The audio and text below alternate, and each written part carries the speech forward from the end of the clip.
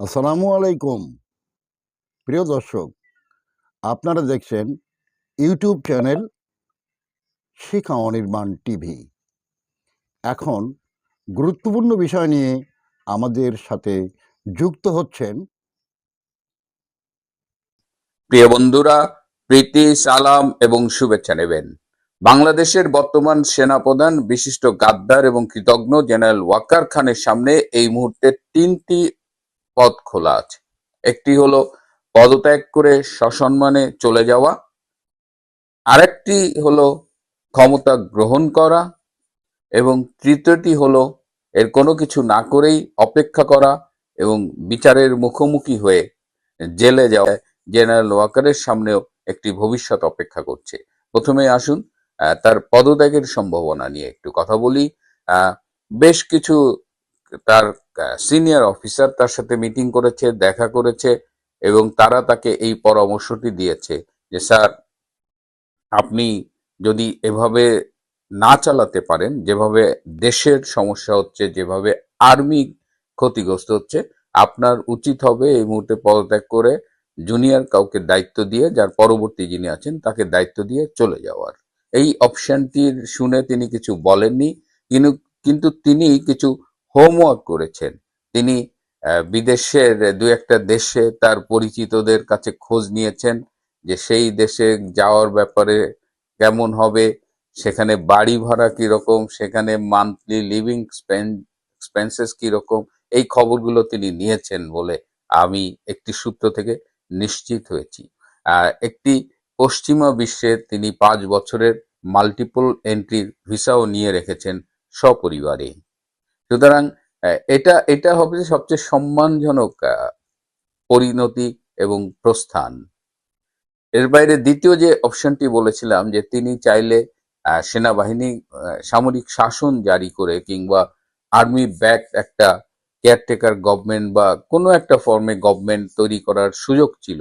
কিন্তু জেনারেল ওয়াকার এখন কি চাইলেও সামরিক শাসন জারি করতে পারবেন কিংবা আর্মি ব্যাক একটি সরকার গঠন করতে পারবেন কিনা? আর্মি ব্যাক সরকার গঠনের বিষয়টি এখানে আরো অনেক স্টেক হোল্ডার্স থাকবে, সেটি হয়তো করতে পারেন, কিন্তু তিনি চাইলেই আর ক্ষমতা গ্রহণ করতে পারবেন না। তিনি একটা সময়, এটা সত্যি কথা, যে গত বছরের জুলাই আগস্টের যে সামরিক এবং জঙ্গির সম্মিলিত অভ্যুত্থান, সেখানে তিনি একটা সবচাইতে গুরুত্বপূর্ণ ভূমিকা রেখেছিলেন, এবং তার সমর্থন ছাড়া, তার নেতৃত্বাধীন সেনাবাহিনীর সমর্থন ছাড়া ওই জুলাই আগস্টের জঙ্গি অভ্যুত্থানটি সফল হতো না।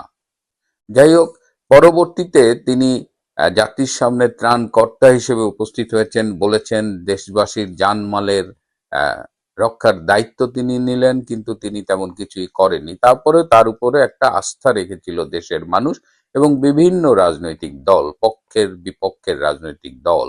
কিন্তু সেই জায়গা থেকে তিনি নিজেকে সরিয়ে নিয়েছেন, পারেননি সেখানে রাখতে। সর্বজন গ্রাহ্য একজন সেনা প্রধানের যে অবস্থান তার ছিল, সেটি এখন নেই। তো যদি আমি উপমা দিয়ে বলি, তাহলে বলা যায় যে একসময় তিনি ড্রাইভিং সিটে ছিলেন ঠিকই, কিন্তু পরবর্তীতে তিনি হেল্পারের জায়গায় চলে আসছেন, এবং যে কোনো সময় তাকে ঘাড় ধাক্কা দিয়ে ওই হেল্পারের ওই বাসের দরজা দিয়ে বাইরে ফেলে দেওয়া হতে পারে। সুতরাং he has lost his position, যে একটা ভালো অবস্থান ছিল সেটা এখন নেই। তৃতীয় অপশন হলো যে যেহেতু সেনাবাহিনীর একবার বিচার শুরু হয়ে গেছে এবং সেটা মিলিটারি আইনে না হয়ে বেসামরিক আদালতে হচ্ছে, বিশেষ করে আইসিটির মতো একটি অবৈধ আদালতে হচ্ছে, যার যার আদৌ আইনি কোনো এখতিয়ারই নাই এই বিচার কার্যক্রম পরিচালনা করার, কিন্তু তারা গায়ের জোরে অবৈধ অধ্যাদেশ জারি করে এই কাজগুলো করছে। তো সেই তালিকা আরো দীর্ঘ হবে বলেই ধারণা করা হচ্ছে, এবং সেই দীর্ঘতর তালিকার এক সময় জেনারেল ওয়াকার খানের নামও থাকবে। সুতরাং এই তিনটা আহ, সম্ভাব্য পরিণতির দিকে আরো কিছু কথা আছে। যে আমি আগেই বলেছিলাম যে জামাত ইসলামের একটি মিটিং এ তাকে মুনাফেক বলা হয়েছিল। আমরা যতদূর জানি, ছাত্র জীবনে তিনি ছাত্র শিবিরের রাজনীতির সাথে সম্পৃক্ত ছিলেন। পরবর্তীতে তিনি জামাত মাইন্ডেড হিসেবেই কিন্তু সেনাবাহিনীতে কাজ করেছেন। তিনি যুদ্ধ অপরাধী গোলাম আজমের পুত্র ব্রিগেডিয়ার আজমির খুব ঘনিষ্ঠ ছিলেন, স্নেহভাজন ছিলেন, এবং তার কথাবার্তা, তার বিরুদ্ধে যত গোয়েন্দা রিপোর্ট শেখ হাসিনার কাছে গিয়েছে, সেখানে অনেক জায়গায় উল্লেখ করা ছিল তিনি জামাতের প্রতি সহানুভূতিশীল। কিন্তু আওয়ামী লীগ সরকার তাকে সেনা প্রধান করবার আগে সেটি আমলে নেননি, কিন্তু পরবর্তীতে গত বছরের 5ই অগস্ট থেকে তিনি একদম ওপেন বারবার প্রমাণ করছেন যে তিনি আসলে জামাতেরই।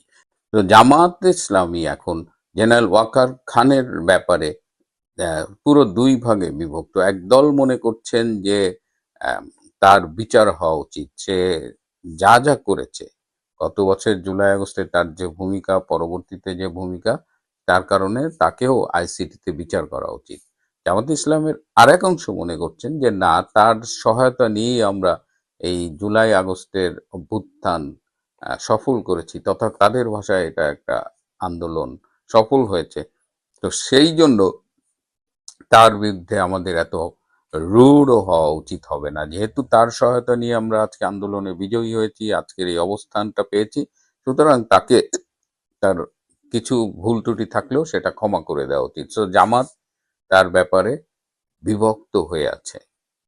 তার ব্যাপারে প্রতিবেশী রাষ্ট্র ভীষণ ক্ষুব্ধ। আপনারা ইতিমধ্যে জানেন যে তাকে 7 দিন সময় দেওয়া হয়েছিল, বলেছিল যে 7 দিনের মধ্যে আপনি এই সমস্যাগুলো যে সমাধান না করতে পারেন সেক্ষেত্রে আমরা পরবর্তী অ্যাকশনে যাব। তো তিনি 7 দিনের জায়গায় 10 দিন সময় চেয়েছেন। এরপরে তার ভারতের সেনা প্রধানের সাথে কথা হয়েছে বলে আমি শুনেছি, এবং সেনা প্রধান তাকে স্মরণ করিয়ে দিয়েছেন এই এই পুরো বিষয়টা। জেনারেল ওয়াকার আকাঙ্ক্ষা প্রকাশ করেছেন যে তিনি সেনা প্রধান হিসেবে তার যে দায়িত্ব 3 বছরে সেটি পরিপূর্ণভাবে মানে সেই দায়িত্ব পালন করে তিনি অবসরে যেতে চান। হ্যাঁ, এবং এর জন্য তিনি যা যা করার দরকার, যা যা সহায়তা করা দরকার সেটি করবেন বলে প্রতিশ্রুতি দিয়েছেন। কিন্তু ভারতীয় সেনা প্রধান তা এই কথাটি বিশ্বাস করেননি। তিনি সবাইকেই প্রতিশ্রুতি দেন, তিনি সব নৌকায় পা রাখেন। তার মনের ভেতরে জামাত থাকলেও তিনি যখন আওয়ামী লীগ সভানেত্রীর সাথে কথা বলেন, তিনি যখন ভারতের সেনা প্রধানের সাথে কথা বলেন, কিংবা এই মাইন্ডেড লোকজনের সাথে কথা বলেন, তখন তিনি এমন ভাব করেন যে তিনি তাদের জন্য নিবেদিত প্রাণ। এটা আমি সেই বলছি যে একজন প্রাক্তন সেনা কর্মকর্তা বলেছিলেন বারবার। আমি যখন জেনারেল ওয়াকার খানের সাথে সম্পর্কে বলি, ওই লাইনটা মাথায় আসে যে সে খুব ভালো নাটক করতে পারে। তো জেনারেল ওয়াকার খানের নাটকের এখন আর তেমন দর্শক পাওয়া যাচ্ছে না, সবার কাছে তার চরিত্রটি উন্মোচিত। বরং এখন যদি সে ভারতের দেওয়া তালিকা অনুযায়ী জঙ্গিদের বিরুদ্ধে ব্যবস্থা না নেয়, তাহলে কিন্তু তার বিরুদ্ধে ভারতও সক্রিয় হয়ে যাবে, এবং সে যে জঙ্গিদের বিরুদ্ধে এই 10 দিনের মধ্যে কিছু করতে পারবে, এটা আমি অন্তত বিশ্বাস করি না। যদি সে করে সেটা হবে মিরাকল। হ্যাঁ, কারণ জঙ্গিদের উপরে ভর করে সেনাবাহিনীর পৃষ্ঠপোষকতায় আজকের এই বাংলাদেশ, আজকের এই ইনুসের অবৈধ রেজিম। সো এখানে জঙ্গিদের চাইলেই মোকাবেলা করা মানে মানে আপনি নিয়ন্ত্রণ করতে পারবেন না। তো এই জায়গাটা অলরেডি জটিল হয়ে গেছে। আর ভারতের পক্ষ থেকে খুব স্পষ্ট জানিয়ে দেওয়া হয়েছে যে এখন যুদ্ধ করতে 50 লাখ লোক লাগে না। যেমন নিউ ইয়র্কে জামাতের নায়েবে আমির ডক্টর তাহের বলেছিলেন যে 50 লাখ লোক, তার অর্ধেক ভারত থেকে যারা আসবে ঘোড়ায় চড়ে তাদের ঠেকায় দিবে। তো এখন তো আর যুদ্ধ আসলে ঘোড়ায় চড়ে 50 লাখ লোক হয় না, এখন তো বোতাম টিপে যুদ্ধ হয়।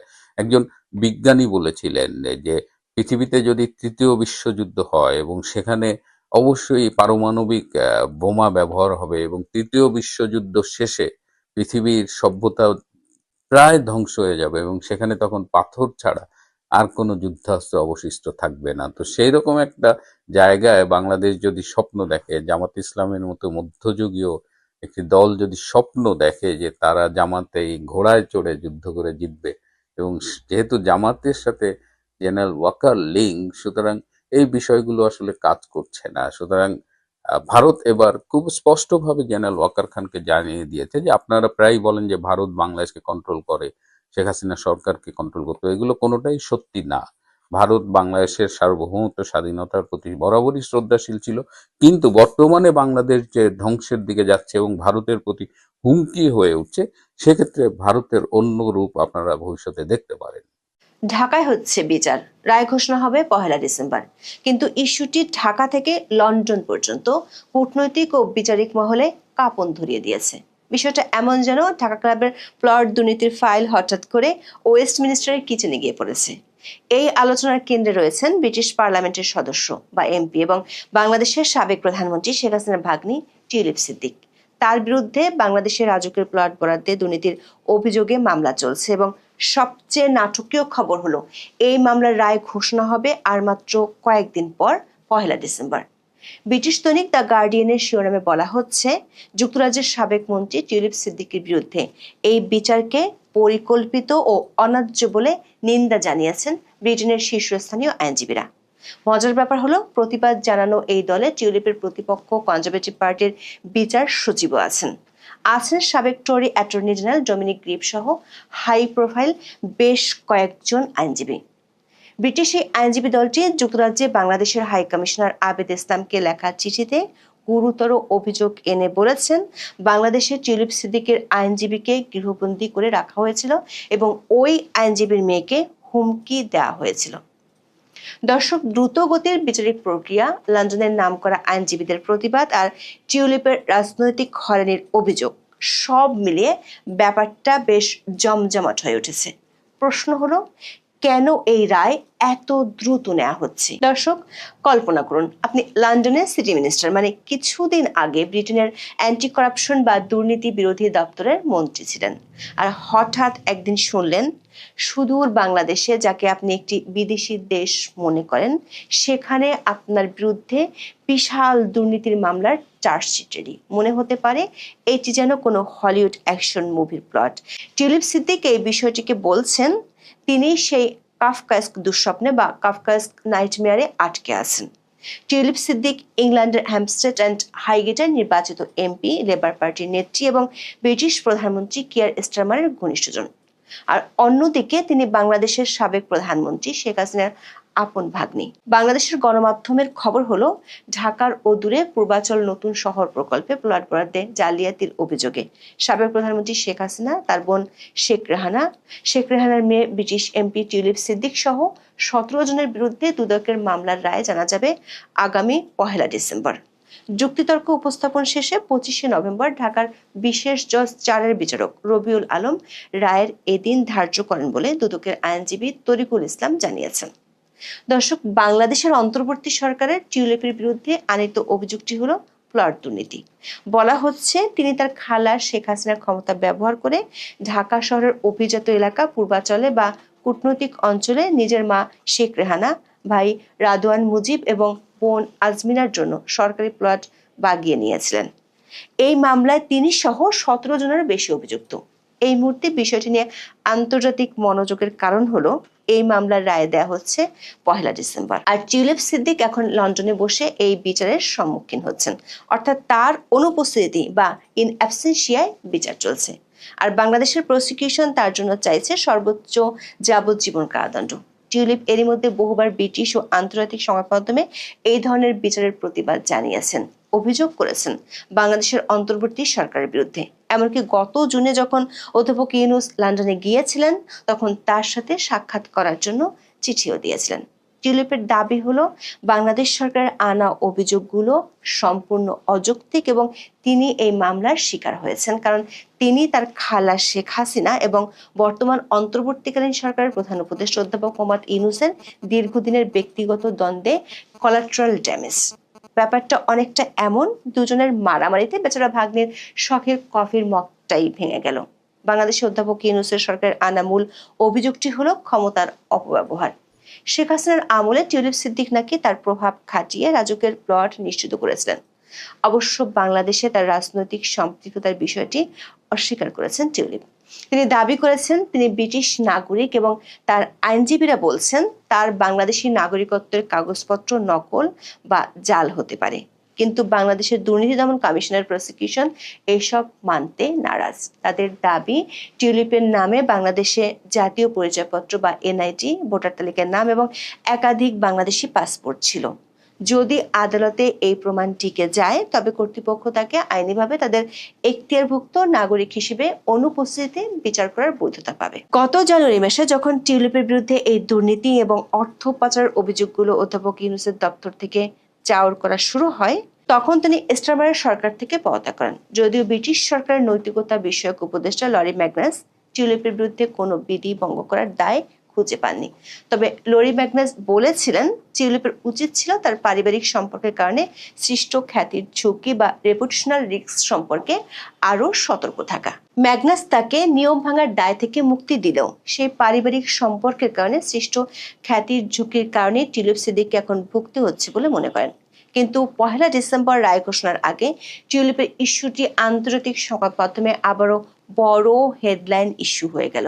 ব্রিটিশ দৈনিক দ্য গার্ডিয়ানের এক্সক্লুসিভ এক খবরে বলা হয়েছে, ব্রিটিশ হাই প্রোফাইল আইনজীবীরা বিষয়টি নিয়ে চুপ করে বসে থাকার পাত্র নন। তারা লন্ডনে বাংলাদেশের হাই কমিশনারকে একটি কড়া চিঠি পাঠিয়ে এই বিচার প্রক্রিয়ার নিন্দা করেছেন। ব্রিটিশ দৈনিক দ্য গার্ডিয়ানের শিরোনামে বলা হচ্ছে, যুক্তরাজ্যের সাবেক মন্ত্রীর পরিকল্পিত বিচারের নিন্দা জানিয়েছেন শীর্ষস্থানীয় আইনজীবীরা। গার্ডিয়ানের এক্সক্লুসিভ এই সংবাদটিতে বলা হয়েছে, হাই প্রোফাইল আইনজীবীরা মনে করেন প্রাক্তন সিটি মন্ত্রী টিউলিপ সিদ্দিকের অনুপস্থিতিতে তার বিচারের সময় মৌলিক অধিকার লঙ্ঘিত হচ্ছে। দর্শক, কড়া ভাষায় লেখা চিঠিতে স্বাক্ষর করা আইনজীবীদের মধ্যে আছেন টিউলিপের বিরোধী রাজনৈতিক দলের সদস্য সাবেক বিচার সচিব রবার্ট ব্যাকল্যান্ড কেসি এবং সাবেক টরি অ্যাটর্নি জেনারেল ডমিনিক গ্রিপ। আরও আছেন আন্তর্জাতিক খ্যাতিসম্পন্ন আইনজীবী চেরি প্লেয়ার কেসি, ফিলিপ স্যান্ডস কেসি এবং জিওফ্রে রবার্টসন কেসি। এরা সবাই মিলে এই বিচারকে কৃত্রিম এবং পক্ষপাত দুষ্ট বলেছেন, মানে যাকে ইংরেজিতে বলা হয় কনটেম্প্ট অ্যান্ড আনফেয়ার। ব্রিটিশ নামকরা এই আইনজীবীদের পক্ষ থেকে তোলা মূল অভিযোগগুলো শুনলে মনে হবে এ যেন বাংলাদেশের বিচার ব্যবস্থা নয়, তৃতীয় বিশ্বের কোনো স্বৈরাচারী সরকারের কার্যকলাপের বিবরণ। ব্রিটিশ এই হাই প্রোফাইল আইনজীবীদের চিঠিতে বেশ কয়েকটি গুরুতর অভিযোগ তুলে ধরা হয়েছে। প্রথম অভিযোগটি হলো, ব্রিটিশ আইনজীবীরা বলছেন যে প্রক্রিয়ায় টিউলিপ সিদ্দিকের বিরুদ্ধে আনিত অভিযোগের বিচার করা হচ্ছে সেটি মৌলিক অধিকারের লঙ্ঘন, কারণ টিউলিপ সিদ্দিককে তার বিরুদ্ধে আনা অভিযোগ বা সাক্ষ্য প্রমাণ সম্পর্কে জানানো হয়নি। দ্বিতীয় অভিযোগটি সবচেয়ে গুরুতর, সেটি হলো টিউলিপের আইনজীবীকে হুমকি দেওয়ার অভিযোগ।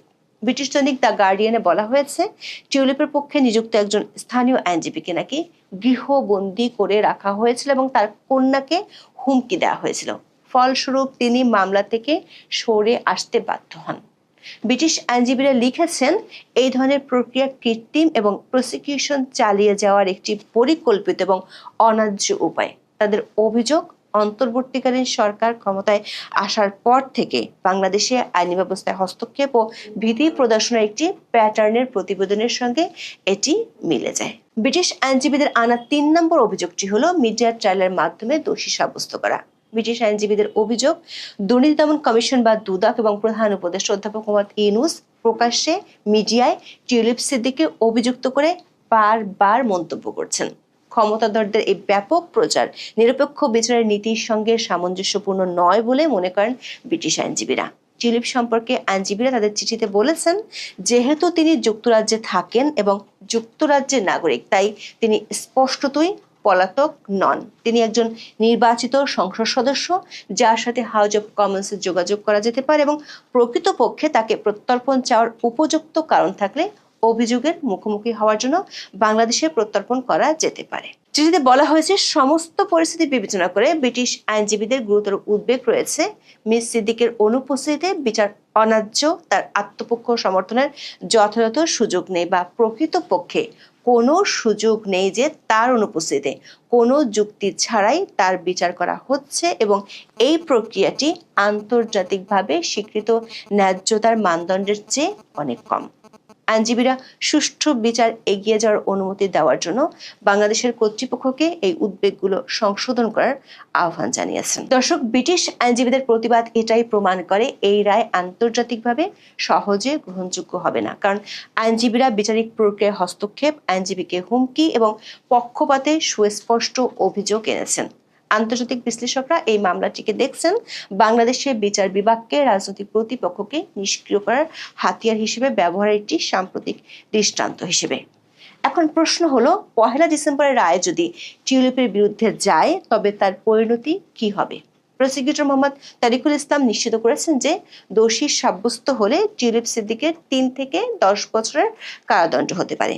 কিন্তু যেহেতু যুক্তরাজ্য এবং বাংলাদেশের মধ্যে কোনো প্রত্যর্পণ চুক্তি নেই, তাই তিনি যুক্তরাজ্যে সুরক্ষিত থাকতে পারেন। দর্শক, এই মামলার সবচেয়ে আলোচিত দিক হলো এর অস্বাভাবিক দ্রুততা। প্লট দুর্নীতি বা অর্থ পাচারের মতো জটিল মামলা বাংলাদেশে সাধারণত বছরের পর বছর চলতে থাকে। সেখানে ক্ষমতাচ্যুত শেখ পরিবারের বিরুদ্ধে এই রায় আসছে একেবারে সুপারসনিক গতিতে।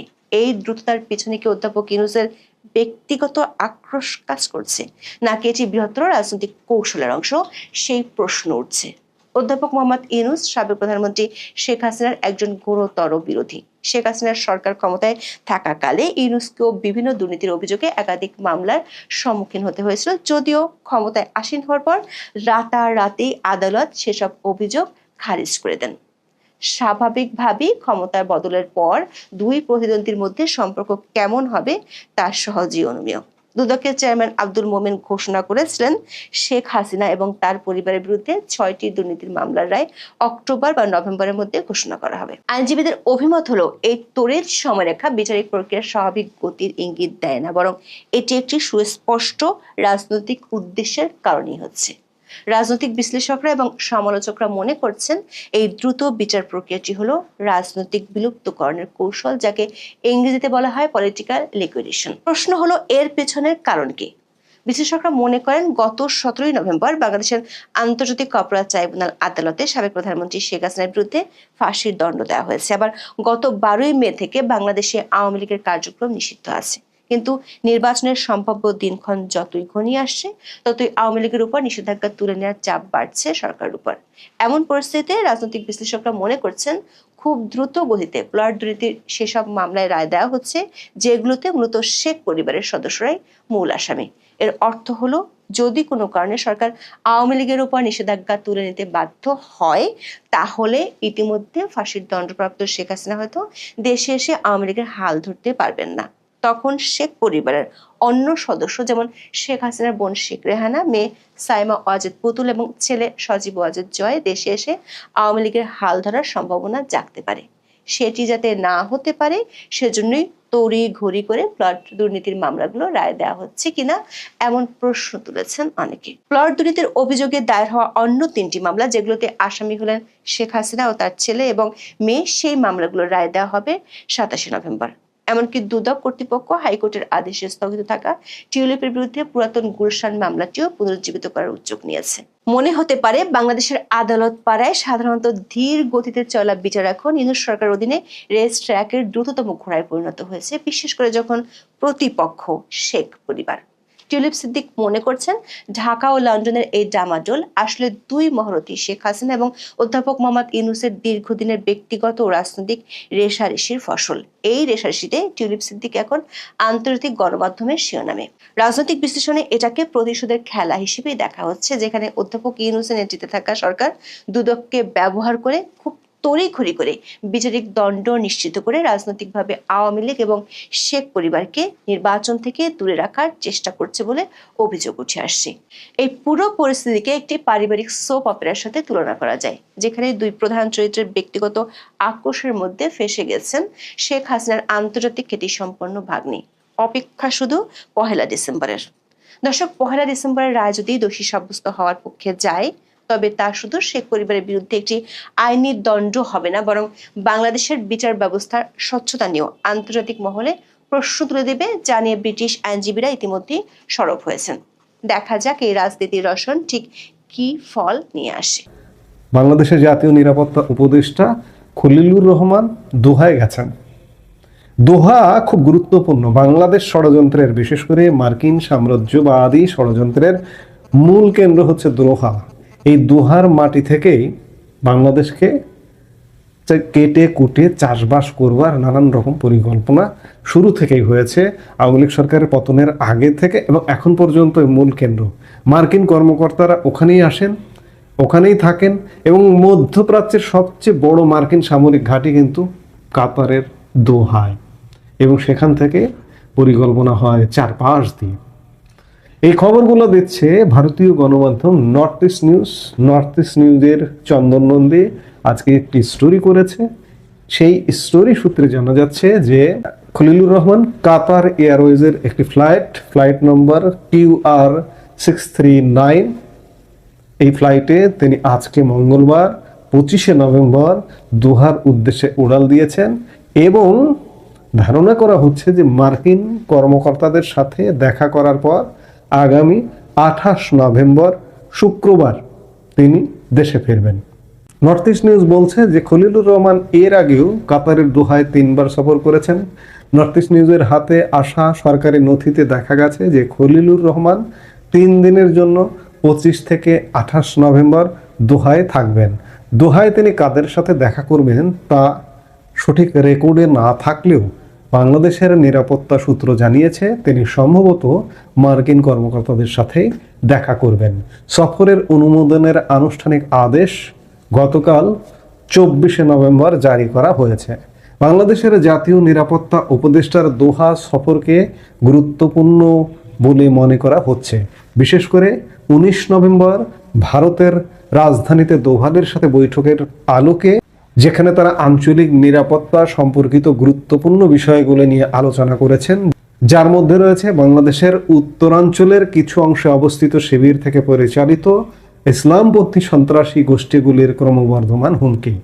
এই প্রসঙ্গে সূত্র জানিয়েছে যে ভারতীয় পক্ষ ভারত বাংলাদেশ সীমান্তে 2 থেকে 3টি বাংলাদেশি জেলায় কমপক্ষে 12টি শিবিরের উপস্থিতি সম্পর্কিত প্রমাণ সরবরাহ করেছে খলিলুর রহমানকে। পার্বত্য চট্টগ্রাম এবং রংপুর বিভাগে অবস্থিত ক্যাম্পগুলি ভেঙে ফেলার জন্য বাংলাদেশি নিরাপত্তা বাহিনী কর্তৃক কোনো স্পষ্ট প্রচেষ্টার লক্ষণ দেখা যায়নি খলিলুর রহমান ফিরে আসার পরেও, ভারতীয় প্রেসক্রিপশনের পরেও। তবে গতকাল 24 নভেম্বর ত্রিপুরা সংলগ্ন কুমিল্লা জেলায় বাংলাদেশ সেনাবাহিনীর একটি ইউনিট এমন একটি ক্যাম্প ধ্বংস করার চেষ্টা করে, যা ইঙ্গিত দেয় যে ভারতীয় জাতীয় নিরাপত্তা উপদেষ্টার সতর্কতামূলক বক্তব্য খলিলুর রহমানের ওপর কিছুটা ইতিবাচক প্রভাব ফেলতে পারে। তবে আরও আকর্ষণীয় বিষয় হলো যে খলিলুর রহমানের দোহা সফর, যা গত বছরের আগস্টে বাংলাদেশের শাসন পরিবর্তনে ভূ রাজনৈতিক প্রভাব ঘনিষ্ঠভাবে পর্যবেক্ষণকারী মার্কিন নিরাপত্তা কর্মকর্তাদের জন্য একটি গুরুত্বপূর্ণ স্থান। আমি শুরুতেই বলেছি, চলতি বছরের এপ্রিলে বাংলাদেশের জাতীয় নিরাপত্তা উপদেষ্টা হিসেবে নিযুক্ত হওয়ার পর থেকে খলিলুর রহমান দোহায় 3বার সফর করেছেন। তবে এই সফরের ফলাফল এবং সেখানে তিনি মার্কিন কর্মকর্তাদের সাথে দেখা করেছেন সে সম্পর্কে ঢাকা থেকে খুব একটা স্পষ্ট বার্তা পাওয়া যায়নি। বাংলাদেশের জাতীয় নিরাপত্তা উপদেষ্টা কাতার এয়ারওয়েজের একটি ফ্লাইটে QR639 প্রথম দফায় সফর করেন। সরকারি সফর হিসেবে বিবেচিত খলিলুর রহমান কাতারের রাজধানীতে মার্কিন সামরিক ও নিরাপত্তা কর্মকর্তাদের সাথে দেখা করেন এবং তাদের কাছ থেকে সংবেদনশীল বিষয়গুলো নিয়ে ব্রিফিং নেন বলে জানা গেছে। মে মাসে দোহা সফরের কয়েকদিন আগে ঢাকায় নিযুক্ত মার্কিন চার্জ দ্য অ্যাফেয়ার্স ট্রেসিয়ান জ্যাকবসনও ওয়াশিংটন ডিসিতে যাওয়ার আগে কাতারের রাজধানীতে ছিলেন। খলিলুর রহমান 26 জুলাই দোহায় ছিলেন, যেখানে তিনি আবার মার্কিন কর্মকর্তাদের সাথে দেখা করেন এবং 5 আগস্ট ঢাকায় ফিরে আসেন। দোহায় তার তৃতীয় সফর ছিল 28 আগস্ট। পরের দিন তিনি ঢাকায় ফিরে আসেন। তিনি রোহিঙ্গা রাখাইন মধ্যস্থতার কৌশল তৈরির জন্য উচ্চপদস্থ কর্মকর্তাদের সাথে একটি বৈঠকে অংশ নিতে দোহায় ছিলেন বলে ধারণা করা হচ্ছে। দোহা থেকে ফিরে আসার পরপরই খলিলুর রহমান 3 সেপ্টেম্বর থেকে 2 দিনের বেইজিং সফরে যান। খলিলুর রহমান আসলে দৌড়াচ্ছেন, বিশেষ করে কূটনৈতিক বিষয়গুলো এবং মার্কিন সমন্বয় সাধন করে যাচ্ছেন। এমনকি সর্বশেষ দেখলেন যে ভারতীয় সমন্বয় সাধনও করে যাচ্ছেন খলিলুর রহমান। মার্কিন পরামর্শ বুদ্ধি করতেই দোহাতে গেছেন বলে ধারণা করা হচ্ছে। কিছু পরিবর্তন দিল্লি থেকে ফিরে আসার প্রায় 5 দিন হয়ে গেছে, 4-5 দিন হয়ে গেল। এখনো পর্যন্ত বাংলাদেশে যে খুব একটা গুণগত পরিবর্তন হয়েছে, দিল্লির প্রেসক্রিপশন যে শুনছে বা শুনেছে, এটি এখনো পর্যন্ত দৃশ্যমান নয়। তবে গতকালকে ত্রিপুরা সংলগ্ন একটি ঘাঁটি, জঙ্গি ঘাঁটি সেনাবাহিনীর গুড়িয়ে দেওয়া, এটি কিছুটা ইতিবাচক বিষয়ে লক্ষ্য করা যাচ্ছে। এখন খলিলুর রহমান দোহা থেকে ফিরে আসার পর আরো কি কি ঘটে সেগুলো দেখতে হলে আমাদের অপেক্ষা করতে হবে।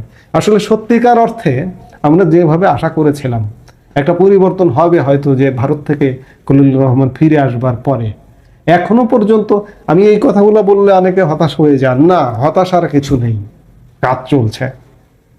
তবে আজকেও এখনো চূড়ান্তভাবে বলার সময় আসেনি যে মার্কিন চলে যাচ্ছে, ইউনূস চলে যাচ্ছে।